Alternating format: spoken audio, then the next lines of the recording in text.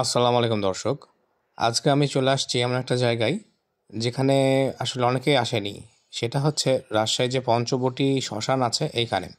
তো আমি ভেতরে যাব, চলেন আস্তে আস্তে দেখি এখানে কেমন কি বিষয়গুলো দেখা যায়। তো ঢুকতেই দেখি ছাগল, বরাবরই আমার চোখ আটকায় গেছে এখানে। এবং এখানে প্রায় প্রতিটা বাসায় ছাগল আছে। এবং এখানে একটা ছাগল তার ৩টা বাচ্চাকে নিয়ে রোদের মধ্যে আরাম করছে।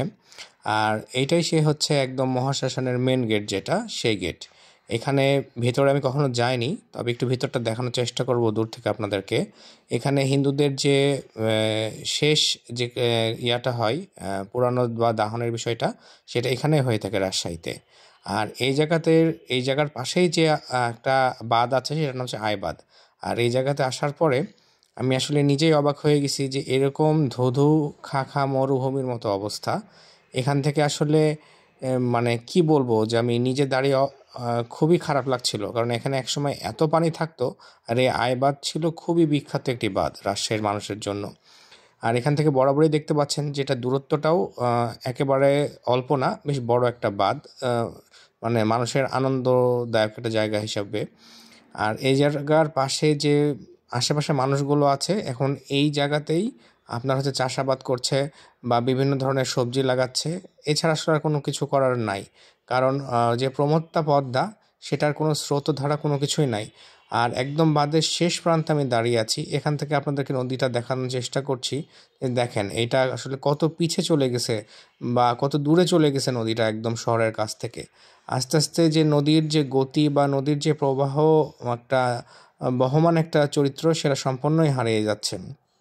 তো আজকে আমি এখান থেকে এখন চলে যাচ্ছি। আর আসলে আমি এখন একদম আবার যে মেন রাস্তা পঞ্চবটির এখানে চলে আসছি। আমি এখান থেকে রিক্সা নিব। রিক্সা নেওয়ার পরে আমি এখন হঠাৎ করে মনে হলো যে আসলে ইউনিভার্সিটিতে যাই। আর এটা সেই কাজলা গেট। কাজলা গেটে নেমে এখানে পাশে যে মাঠ আছে বা পুকুর আছে, এটা একটু দেখার চেষ্টা করব। আর পুকুরের পাশে যে দেখি, হয়তো আপনাদের এখান থেকে দেখা যাচ্ছে কিনা আমি বলতে পারবো না। মানে অনেকেই দেখছি যে মাছের যে ধরার বড়শি আছে, সেটা নিয়ে বসে আছে তারা নিজ নিজ জায়গাতে। অনেকজন মানুষকেই দেখতে পেলাম যে মাছ ধরার চেষ্টা করছে, তবে কেউ কোনো মাছ পায় নাই। আর অতঃপর রাজশাহী ইউনিভার্সিটিতে আসছি, আর প্যারিস রোডে আসবো না তা কি হয়? এই রোডের আসলে সৌন্দর্যটা একদম দেখতে হলে সকালে আসা উচিত। একদম যখন ফাঁকা থাকবে সব কিছু, এই সৌন্দর্যটা একদম পরিপূর্ণভাবে উপভোগ করা যায়। এবং এটা খুবই বিখ্যাত একটা রোড। আর এই প্যারিস রোডের পাশেই যে মাঠ আছে বা যে চত্বর আছে, এটাকে ইবলিশ চত্বর বলে। আর এটাকে ইবলিশ চত্বর বলার কী কারণ তা আমি আসলে নিজেও জানি না। তবে এখানে যে ইয়াং জেনারেশন আছে বা বন্ধু বান্ধব আছে, তারা সবাই এখানে এসে বসে আড্ডা দেয়। হয়তো বা এখান থেকে কোনো একটা কারণ হতে পারে এটার নামের জন্য। আর আমি একদম ভিডিওর শেষ প্রান্তে চলে আসছি। দেখতেই পাচ্ছেন যে যে বাস এখানে সব ওয়েট করছে। আর আমার বাস এইটা, তো আমি এখন এই বাসে উঠেই চলে যাব। ভালো থাকবেন সবাই, ধন্যবাদ।